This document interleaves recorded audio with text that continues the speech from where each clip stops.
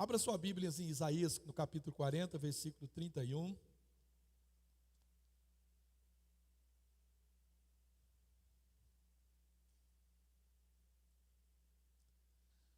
Está lá? Abra sua Bíblia só para você treinar, mas vamos ler todo mundo junto? 1, 2, 3.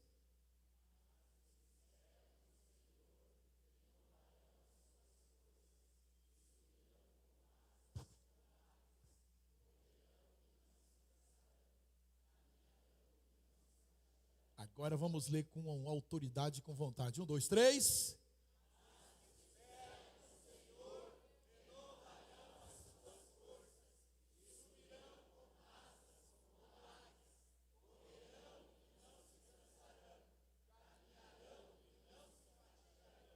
Aleluia. Pai querido, nós oramos e te agradecemos por essa oportunidade tão especial.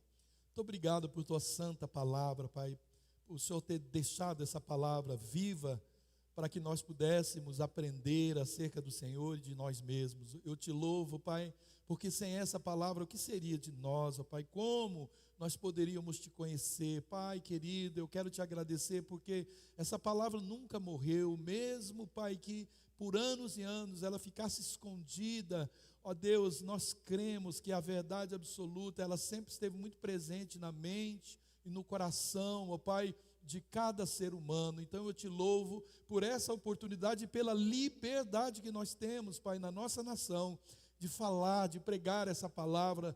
Ó Deus, eu te agradeço por isso, porque foi esta palavra que um dia entrou no meu coração e causou uma mudança tremenda, e eu profetizo que, Pai, numa dimensão ainda muito maior, ela cairá hoje como uma semente muito, Pai, fértil no coração de cada irmão, e encontrará ali também uma terra propícia para que essas sementes germinem e produzam frutos a 100 por 1, para a glória do teu nome. Nós repreendemos toda e qualquer incredulidade, distração, toda frieza e indiferença com relação à sua palavra. Esse ladrão maldito da verdade do Senhor que tenta distorcer, nós o repreendemos desse lugar. Que as mentes estejam cativas ao Senhor e possam ouvir, compreender e aplicar essa palavra de forma poderosa em suas vidas, na sua casa, família, no seu trabalho e em todos os lugares. É a nossa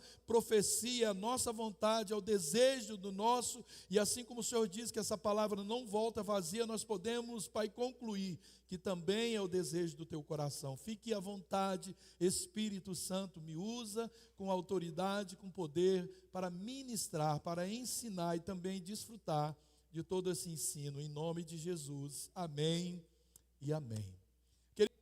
Querido, há poucos dias nós, pastores, e alguns dos irmãos líderes aqui, nós tivemos lá na Conferência Nacional do MFI, uma conferência, que tem todo ano, além das regionais, tem também essa conferência nacional. É uma comunhão. O MFI eu não sei falar direito, mas eu acho que é Ministers Fellowship International. Precisa mesmo, então estou ficando metido. É uma comunhão internacional, como eu falei, de pastores, e eu faço parte dessa comunhão há aproximadamente 22 anos, e quase sempre a gente sai dessa reunião, ou desses dias, que são geralmente 4 dias, acho que é 4, né? Já foi 4, né? 4 dias. E a gente sai com a mesma impressão, aquela que a gente sai do encontro, que parece que o último sempre foi o melhor, Nossa, é top. Esse encontro eu não estava, eu falei, alguém não venha me falar que ele foi o melhor, viu? Porque quando você não está, você não quer que seja o melhor. Mentira, a gente quer. Mas a gente fica com a raiva, por que o melhor não era o que eu estava, Mas sempre é assim. E principalmente os pastores, parece que quando a gente não está na igreja, o culto, a pregação, tudo foi melhor, Acho que é para tratar a gente mesmo, Então dá uma raiva quando você vem e chega a mim, nossa, o Jorge deu uma palavra, foi a melhor de todos que eu vi até hoje. Jorge, me ensina essa palavra. Brincadeira, gente, eu vivo para que seja mesmo. Amém? Então, todos os anos esses encontros, eles são fantásticos, os encontros, a conferência. E esse, querido MFI, ele me deixou bastante reflexivo em muitas coisas que eu ouvi lá, E uma dentre as palavras, as muitas palavras que foram ditas lá, foi aceleração. Essa palavra, eu não sei porquê, talvez porque a minha natureza ela já é um pouco acelerada, porém hoje, com 65 anos, ela já deu uma acalmada, mas eu me sinto pronto para, como diz no exército, né? Pronto para em condições de, né? O que der e vier, eu vou encarar e sempre, eu acho que sempre vai ser assim. Eu vou ter um problema sério com a minha velhice, porque eu vou fazer. Eu lembro que às vezes entrava nas academias, agora não vou mais, eu vou começar a fazer musculação, né?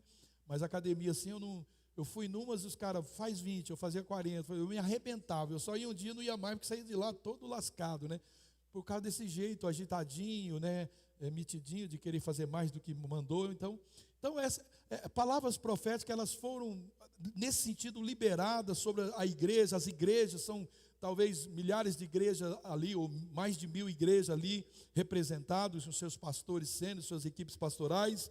Falou-se muito de tempo de aceleração, movimento de aceleração, é tempo de acelerar, e eu confesso, né, que se eu já não tivesse decidido, embora não vou comunicar isso hoje, sobre o tema do nosso 2025, talvez até acharia que esse era o tema que Deus tinha me dado, e eu tomaria esse tema para ser, mas na verdade, o tema já estava no meu coração, antes de ir para lá, e no caminho para lá isso se fortaleceu, e quando chegou lá, esse tema ficou muito forte, embora não foi uma das palavras mais ditas lá. Para mim essa foi uma confirmação muito grande que a gente teve lá. Mas primeiramente é preciso ter um objetivo, né?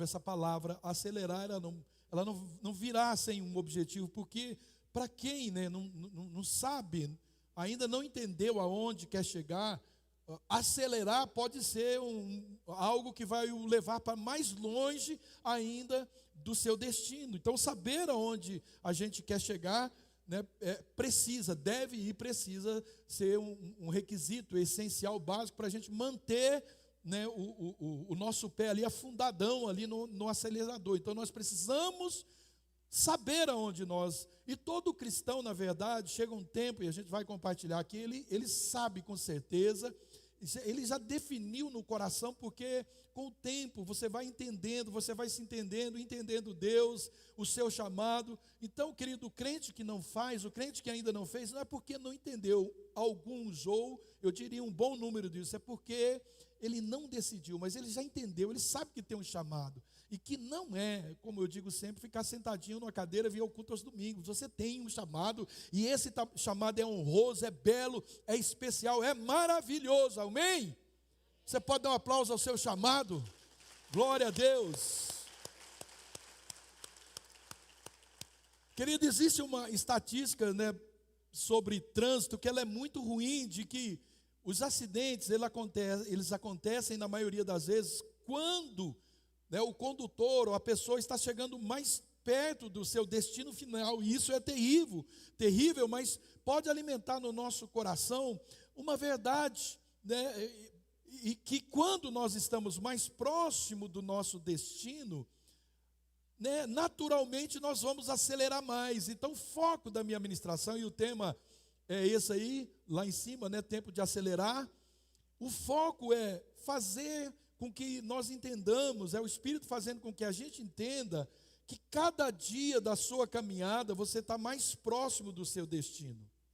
E nós não podemos, de forma alguma, querido, permitir que uma tragédia dessa aconteça, porque no tempo, né, que nós estamos mais chegando perto do nosso destino, é o tempo que nós aceleramos mais, mas podemos, se não tiver o cuidado, a atenção, incorrer nessa tragédia de sofrer um acidente próximo, um desvio, um pecado, uma decisão, pode nos roubar aquilo que nós mais queremos. Já reparou?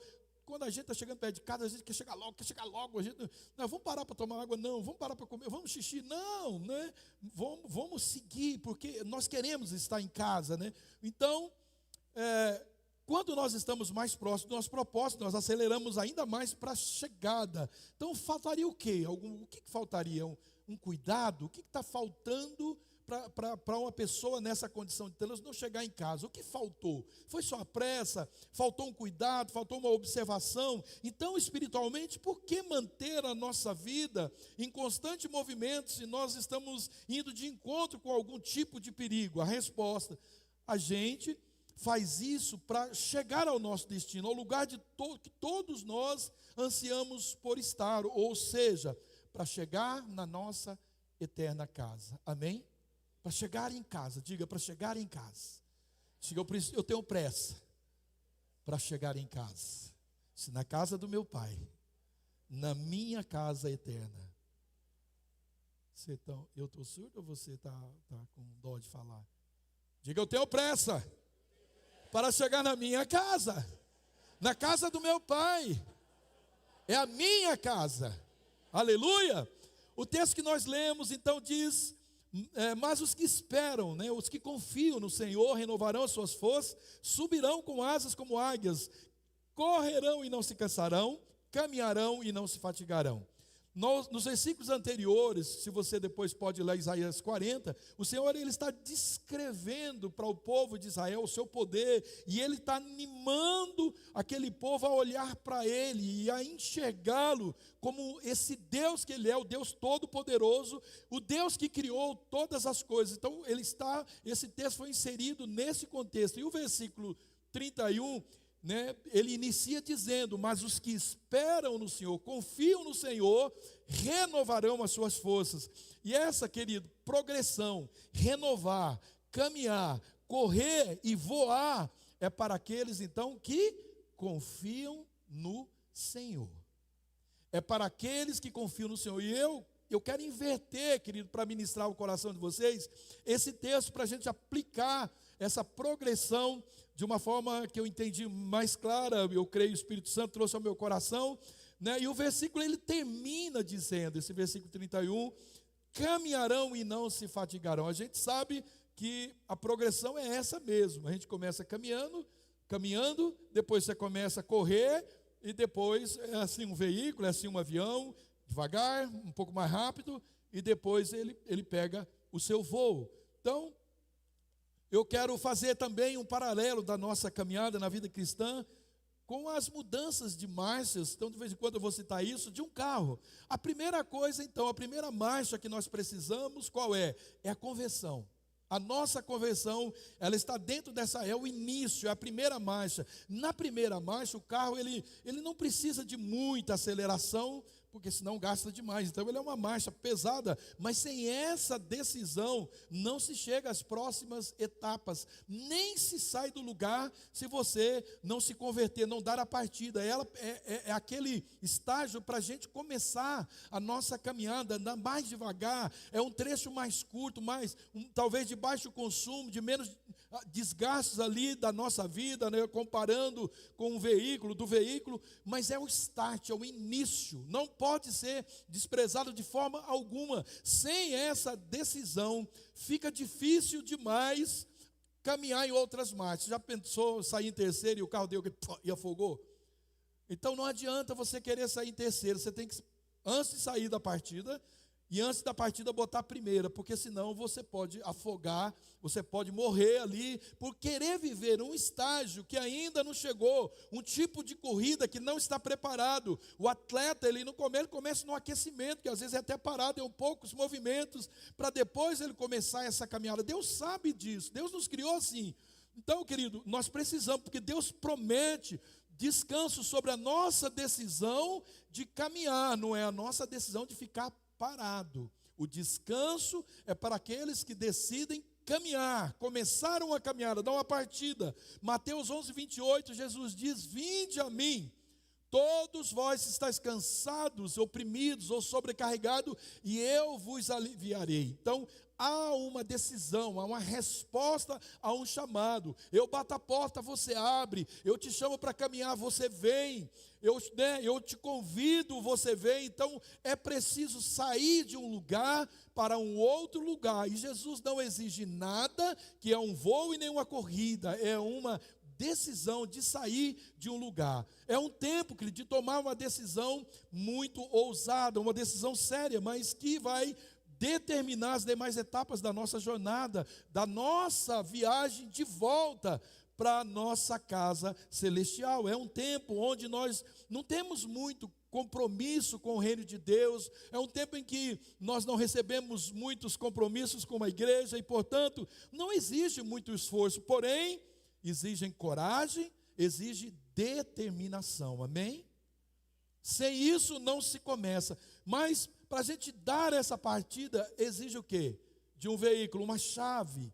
Precisa ter uma bateria, isso fala aqui de energia. Essa chave na nossa vida é Jesus. Jesus é essa chave. E o Espírito Santo de Deus é aquele que movimenta, que gira esse motor de partida. O Espírito Santo, querido, ele é comparado com o dínamo, ele é a fonte de energia, ele é a força, o poder que está presente em cada pessoa. Querido, você não se converteu porque um dia você teve uma boa ideia, nem eu.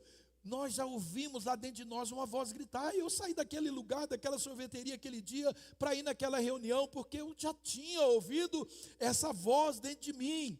E essa palavra poder, ela no seu original, ela é dínamo, ali do grego, e ela significa força. Atos 1:8, mas receberão poder quando o Espírito Santo descer sobre vocês, e vocês serão minhas testemunhas em Jerusalém. Olha bem, olha, você vê de novo essa dinâmica de progressão. Jerusalém, Judéia, Samaria e até os confins da terra. Está falando o quê? De uma caminhada de progressão.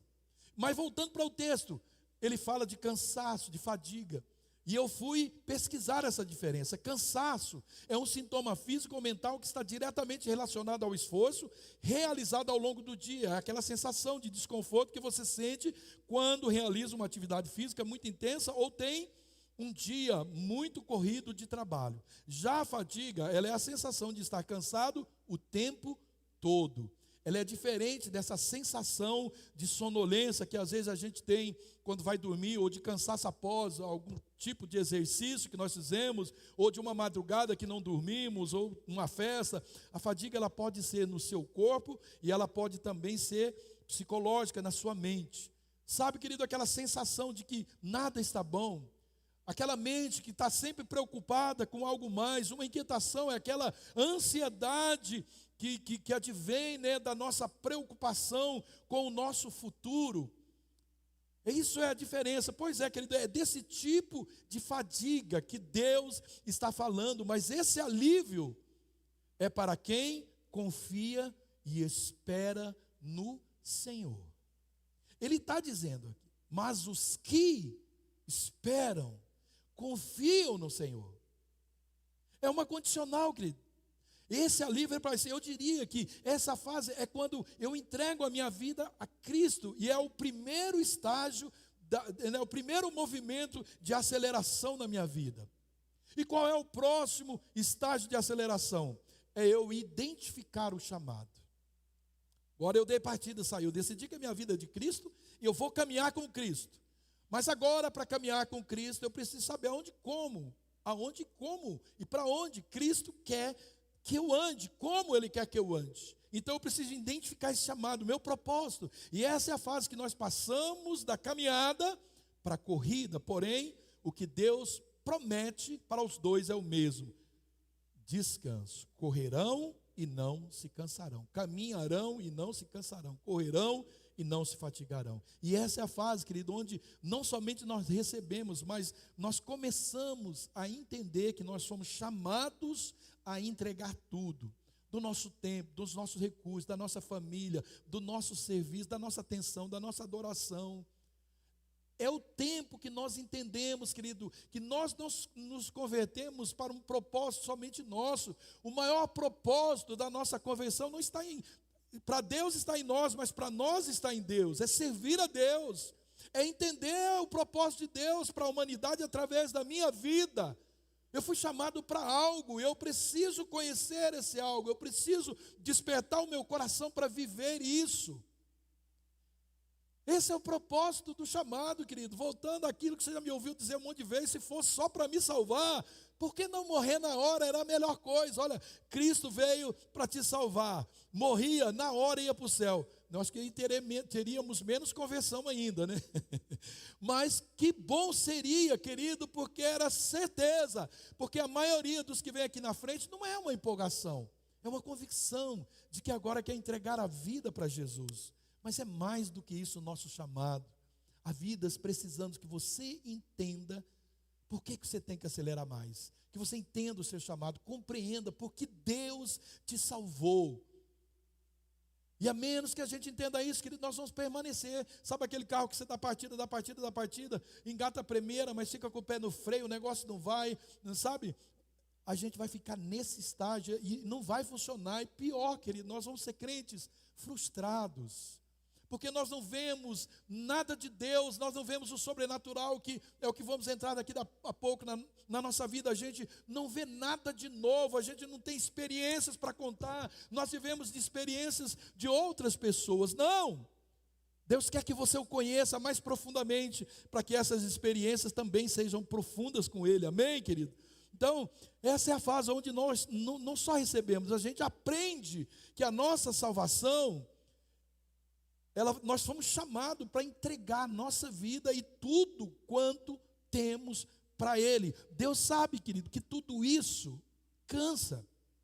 Que viver uma vida espiritual intensa, Deus sabe que isso cansa, por isso Ele promete que aqueles que confiam nele e nele esperam vão encontrar descanso. E essa frase, não se cansarão, ela não nos traz a ideia de que vai ser fácil. Deus está falando assim, você, se me servir desse jeito, você não vai cansar. Ele está dizendo que vai dar o descanso. Ele está fazendo uma promessa. Ele não está dizendo que nós não vamos ter problema na nossa vida, que não vai ter adversidade, que não vai ter nada na perseguição. Não. Com certeza nós encontraremos, que com a rejeição, o abandono, a traição, as humilhações, calúnias. É só olhar para Jesus exercendo o seu ministério. Não é o que ele disse aos seus discípulos. E eu não estou dizendo isso, querido, para desanimar você, mas muito pelo contrário, é para animar o seu coração. Mas eu já estou dizendo para vocês, o mesmo que Jesus já disse para nós há mais de 2000 anos atrás. Sim, Jesus disse aos seus discípulos que eles seriam humilhados, rejeitados e perseguidos. Mateus capítulo 5, 10, 12. Felizes serão vocês quando forem maltratados, perseguidos e caluniados por serem meus discípulos. Fiquem contentes, olha só, querido. Olha por que você vai ser injuriado, caluniado, traído, por ser discípulo de Jesus. É melhor do que ser discípulo de Satanás, porque o que a gente ouve de mulher, dos outros dizendo, aquele caloteiro, aquele não sei o quê, aquele não sei o quê, aquele não sei o quê, isso é o testemunho do contrário. Então Jesus não prometeu coisas diferentes. Ele está dizendo que nós vamos ter uma grande recompensa quando nós assimilarmos, aprendemos, desenvolver. É por isso que nós precisamos entender o nosso chamado. Mateus 24, 9. Depois vocês serão presos e entregues para serem maltratados, e vocês serão mortos. Todos odiarão por serem meus seguidores. Nessa época, muitos vão abandonar a sua fé e vão trair e odiar uns aos outros. Então, muitos falsos profetas aparecerão e entregarão muita gente. A maldade vai se espalhar tanto que o amor de muitos se esfriará. Mas quem ficar firme, até o fim será salvo. A boa notícia sobre o reino será anunciada no mundo inteiro como testemunho para toda a humanidade, então virá o fim. Isso aqui, querido, é uma palavra de Jesus prevendo, profetizando, nos fazendo conhecer e entender como será no final dos tempos. A gente acha que está difícil? Leia esse texto com mais profundidade. Você vai ver que está fácil ainda, está muito fácil. O pior, querido, é quando não aceitamos essa verdade, aí nós estamos vendo que a nossa fé está indo embora, está sendo comprometida a nossa fé. Porque é isso que o texto está dizendo. Que muitos, eles vão desistir, muitos vão abandonar a fé, vão trair uns aos outros, porque não querem ser perseguidos, não querem ser entregues, ser maltratados, não quer ser morto. Pois virá o dia, querido, em que vai ser um pouco mais difícil seguir Jesus. E nessa época eu espero que o amor daqueles que estão firmes, ele aumente, não diminua, porque não vai ser fácil. Mateus 10, 22, sereis odiados de todos por causa do meu nome. Aquele, porém, que perseverar, diga perseverar, esse será salvo. Como perseverar se não tem perseguição? Então Jesus não nos ensinou um evangelho, querido, sem luta, sem perseguição. É impossível viver uma vida assim sem que em algum momento você não se canse.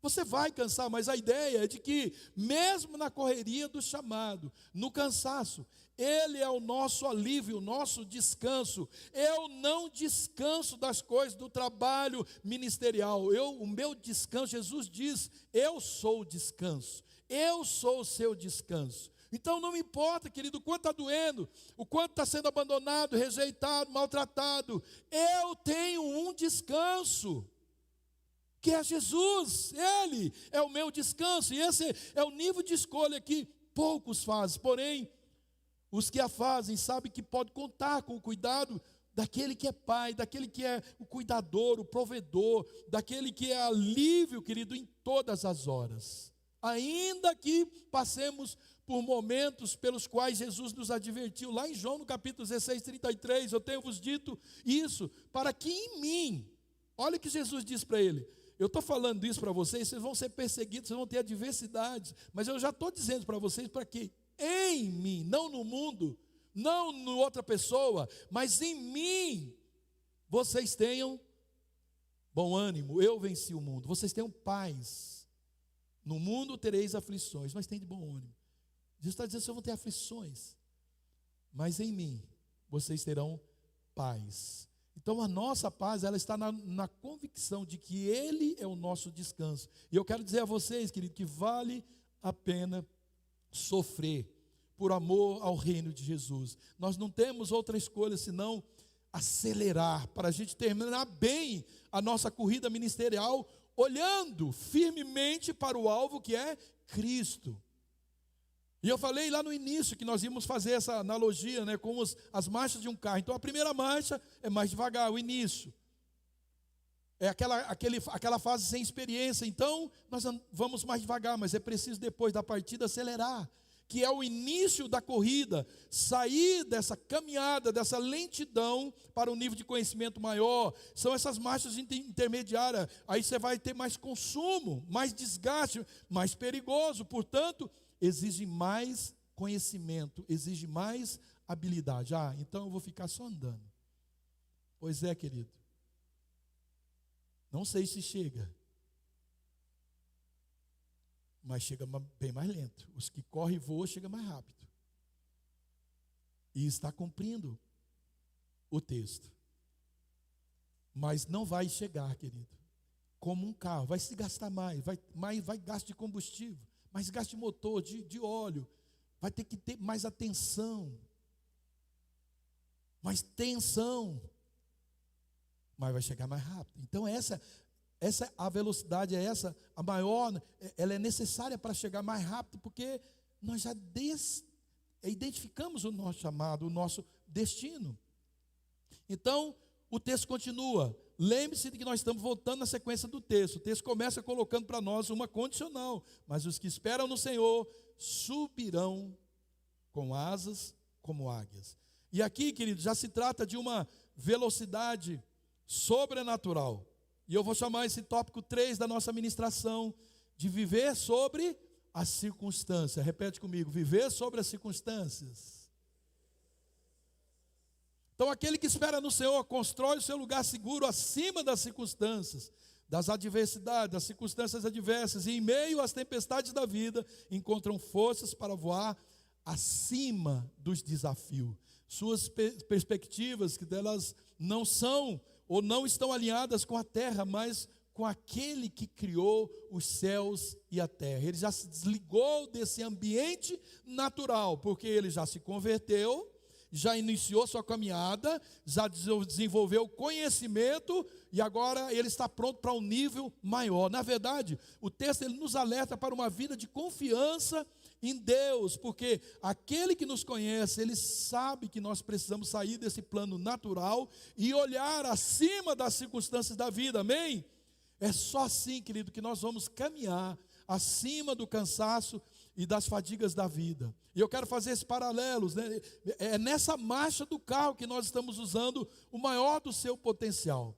Isso exige, querido, de nós uma atenção maior porque é um estágio mais perigoso. Nós não podemos vacilar, dar mau testemunho, nós temos que corrigir, porque já aprendemos, já passamos pela fase da corrida, já desenvolvemos conhecimento, não falamos, não ouvimos, não agimos como era antes da primeira marcha, ou primeira da nossa conversão, porque nós aprendemos, e essa é a nossa zona de perigo. Não agimos como agíamos antes, porque nós estamos numa fase que é difícil retroceder, é difícil, querido, corrigir. Você já pensou um avião corrigindo um erro ali? É muito difícil, é muito perigoso. E também, querido, o desgaste natural, né, dos seus itens é maior, o consumo também é onde não se permite erros, freadas bruscas. Já viu o crente que hoje está aqui louvando a Deus, está pregando a palavra, está liderando uma sala, amanhã você sabe, cadê o crente? Deu uma freada brusca. Aí você vai ver o por que freou, querido. Porque em algum momento descuidou. É onde nós precisamos estar mais atentos aos obstáculos que precisam ser vistos, não porque você está correndo, está voando. Não é mais, você não pode ver se a pessoa, um avião, encontrar o outro a 1 quilômetro, já era. Por isso tem aquele né, identificador lá, eles identificam de muito longe, um sobe, um desce, um vai para lá ou para cá, mas eles têm as suas estradas. Nós precisamos identificar os obstáculos, os impedimentos de longe, para dar tempo da gente desviar, dar tempo de olhar e pensar, não posso, eu tenho que fugir disso. Isso pode acabar comigo. Nós precisamos, querido, entender isso. Nós precisamos estar mais atentos aos obstáculos, eles precisam ser vistos na frente. Tem também as encruzilhadas da vida, porém, uma vez vencido, nós não podemos deixar de acelerar jamais. Mesmo que apareça, que as pegadinhas da vida, os cruzamentos aí da vida, nós precisamos vencer. Nós precisamos transpor os obstáculos. Quando se tem um destino, querido, certo, desacelerar não é uma opção. Já viu numa viagem, você falou, por que você parou? Nós estamos indo para casa, parou por quê? Não, parei. Parou por quê? Por que parou? Não, a gente não para. A gente quer chegar em casa. Então Deus promete força, Deus promete vigor aos seus filhos, para aqueles, né, que tenham a capacidade de lidar com as lutas da vida, com as adversidades, porque já aprendeu.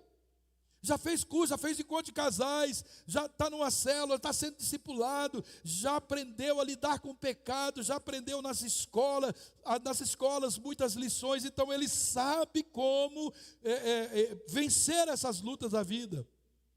Então é mais um desafio, querido, se você não está matriculado numa escola, esse ano não dá mais tempo os cursos, mas você precisa, você deve estar envolvido com tudo que a igreja faz, você deve estar envolvido com isso, e o Senhor, Ele garante restaurar o ânimo, Ele garante fortalecer aqueles que são dEle, a vencer toda e qualquer tentação, amém? Ele garante isso, e para ilustrar essa força, a força daqueles, né, que aqueles que o buscam possuem, o Senhor usa essa figura, né, voam com asas como águia. Ele usa a figura da águia. A águia, ela é conhecida por manter, né, o seu vigor. Mesmo a águia, e mesmo em estado avançado, querido, você sabia que a águia, ela dá uma rasante, ela pega um animal, não só no peso dela, mas um animal que pesa mais do que ela ainda, ela pode, ali com as suas garras, levantar esse bicho e levar ao seu destino, né? Quem nasce, confia e permanece em Deus, vai encontrar condições, querido, para resistir, e resistir com resiliência às dificuldades, sem perder a fé. Sem perder a fé, né? Só se renova algo que está antigo. A gente só consegue renovar algo que está velho, necessitado. O texto fala que renovarão as suas forças. Quer dizer, está falando com alguém cansado, que está com a força que precisa ser renovado. A vida, querido, e o comportamento da águia, ela revela muitas lições. Depois você pode consultar, ler sobre a águia, você vai ver muita coisa na Bíblia. Ela não apenas, ela simboliza majestade, ela simboliza poder, força. Uma águia, ela pode apanhar, como disse, um animal do chão, e ela pode levar esse animal para muito longe. Voar com esse animal nas suas garras. Provérbios 30:19 fala que o caminho da águia é no céu. Então a águia, ela não foi criada para viver arrastando aí pelas confusões, os vales, as demandas da vida. Deus criou a águia e Deus criou você para as alturas. Da Bíblia diz que com Ele nós reinamos nas alturas, amém? Que você está aqui, querido, mas você não pertence a esse lugar. Você está assentado com Cristo nas alturas celestiais, amém? A águia, ela não é como alguns animais, aquela presa fácil. Sabe, eu lembro quando eu e meus irmãos, não sei nem se pode falar, vocês vão cortar meu vídeo, né? Isso é coisa de 50 anos atrás. Já vou explicar logo. Nós íamos caçar nambu, codorna. O bichinho, quando você cercava ele, ele agachava. Ele achava que estava tudo certo. Meus irmãos, eu era ruim demais de estilingue, né? Meus irmãos só chegavam lá, pá, ia para casa com 30, 40 codorna, a gente fazia aquela fritada. Era também a comida nossa naquele tempo, pescar e comer anhambu, perdiz, codorna. Por quê? É um passarinho que vive ali no chão. Ela dá o voo, senta ali. A gente já sabia onde ela sentava e ia lá. Se torna a águia não é assim. Há pessoas, querido, pessoas que vivem nesse plano, é muito inferior, voa baixo demais, aceita essa condição de estar no baixo, sofrem ataque de todos os lados, porque não consegue sair dessa zona de conforto. Acha que é uma zona de conforto.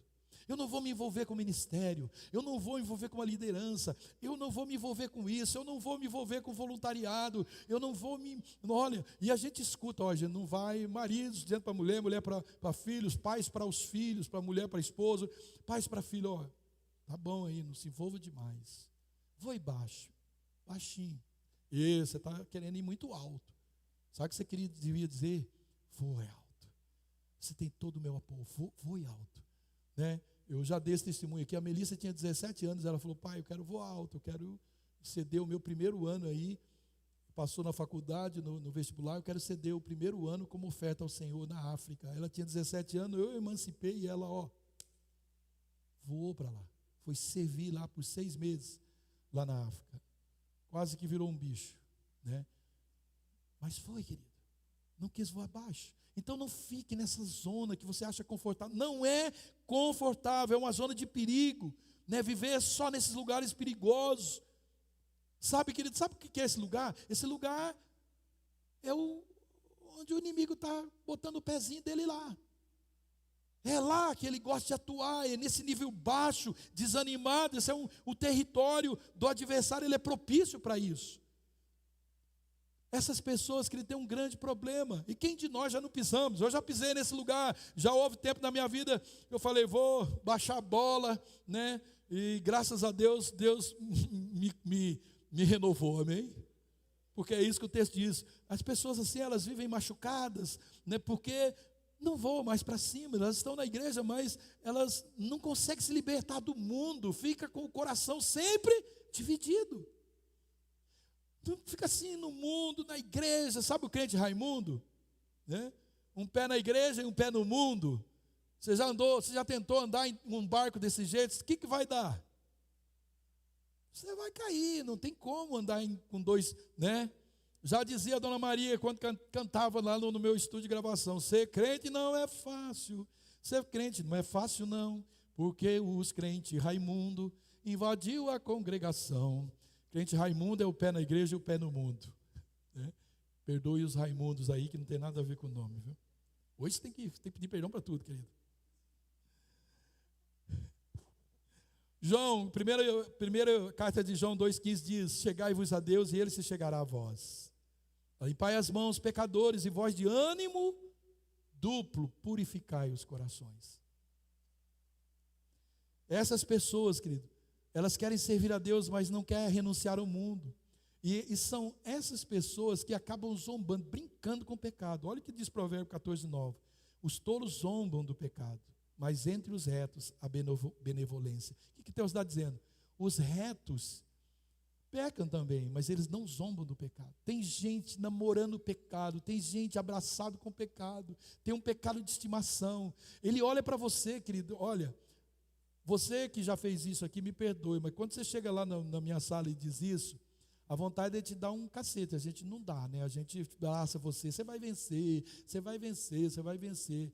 Mas é muita gente dizendo, isso é tão difícil, eu não consigo largar disso. Você acha que você já fez coisa que eu nunca fiz? Querido, eu posso garantir que eu já fiz coisa que a maioria de vocês, a grande maioria que não fez. Eu posso garantir que talvez eu tenha sido muito, mas muito pior. Mas eu decidi viver uma vida diferente, ser transformado, viver isso. E a minha vida acabou toda a vontade de pecar, acabou tudo, nunca mais tive vontade de nada, amém? Não, nem nada, continuo com vontade, mas eu não vou pecar. É uma decisão, querido, não é? Deus sabe disso. Então, Deus, por sua benevolência, Ele cuida. Agora, olha o que diz o texto, querido. Deixa eu voltar aqui. Os tolos zombam do pecado, quer dizer, eles não ligam o pecado. Isso vai dar nada não. Sabe o dar nada não? É o texto preferido do Satanás, é o versículo number 1 dele. Vai fundo, dá nada não, ninguém fica sabendo, ninguém vai ver. Um exemplo, quem é? Sansão. Sansão, querida, foi feito para voar. Sansão era uma águia, mas ele quebrou os votos, e aí ele ficou fraco. Ele não foi águia. Aí ele ficou ciscando ali no seu lixão como uma galinha. Olha, depois você pode lá, Juízes 16, vai ler para você ver, lê essa história, vale a pena. Então Deus tem promessa para a gente ser águia. Não há espaço para uma hora galinha, uma hora águia, uma hora galinha, uma hora urubu, outra hora águia. Urubu ainda voa alto, né? E faz algum serviço bom. Querido, não dá mais. Nós temos que sair. Ezequiel 11:19 diz: darei a eles um coração não dividido, e porei um novo espírito dentro deles. Retirarei deles o coração de pedra, e lhes darei um coração de carne.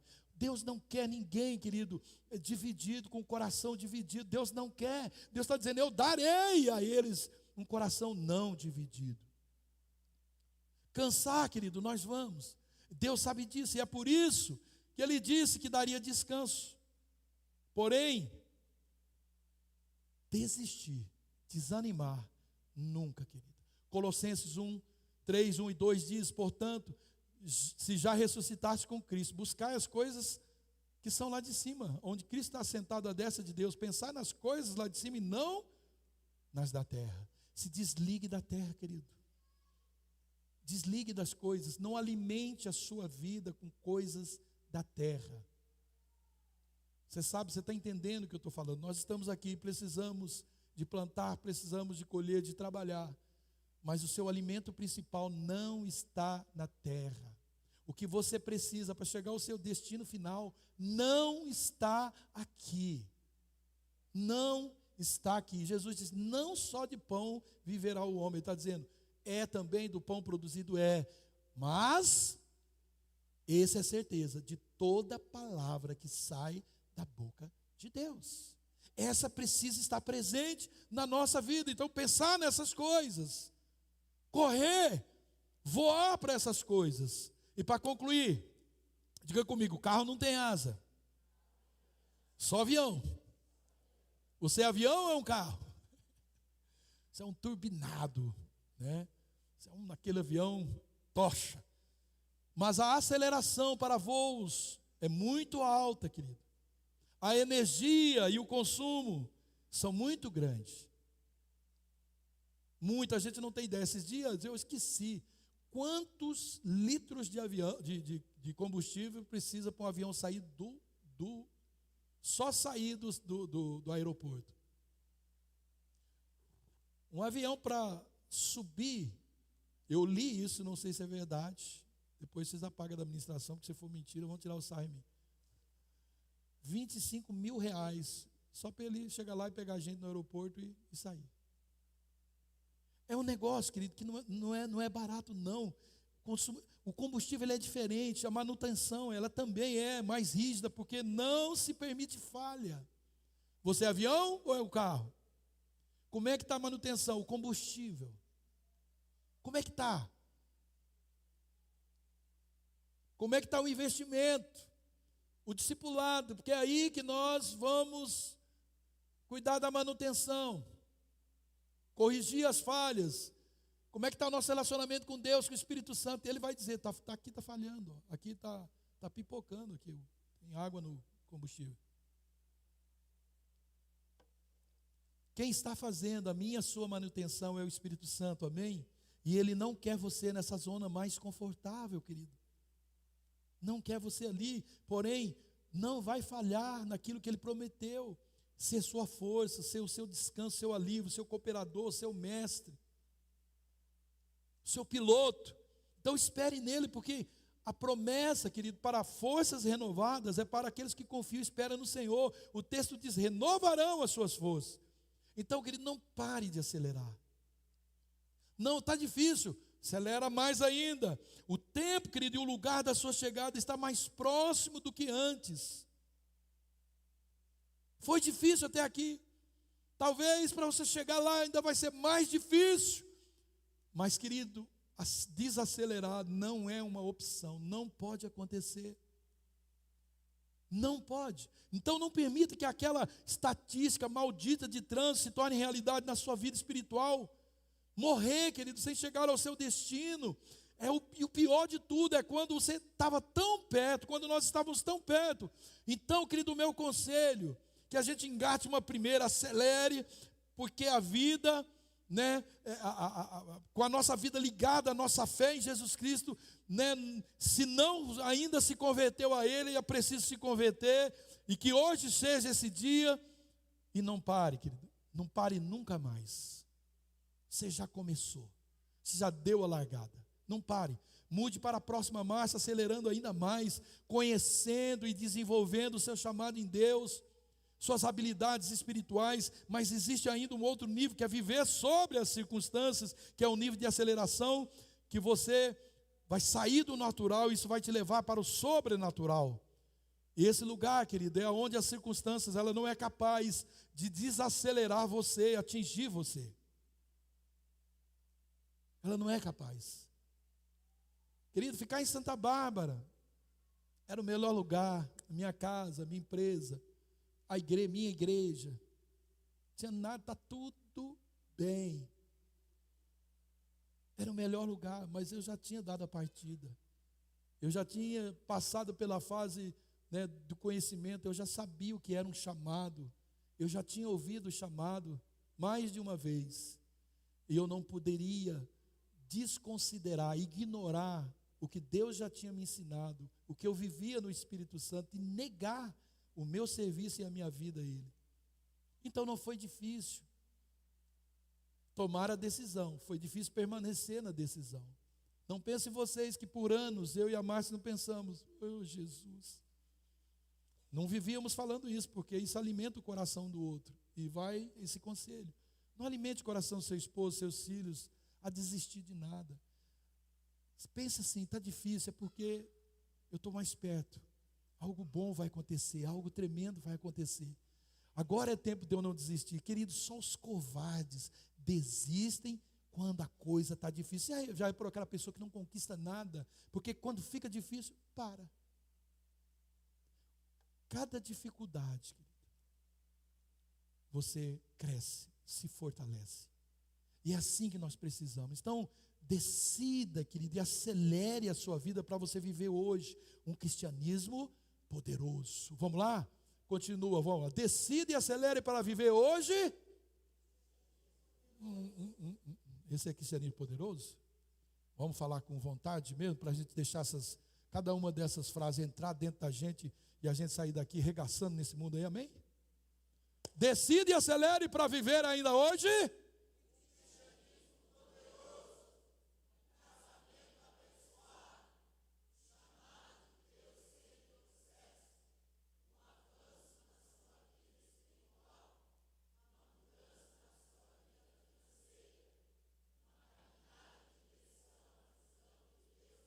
Aleluia!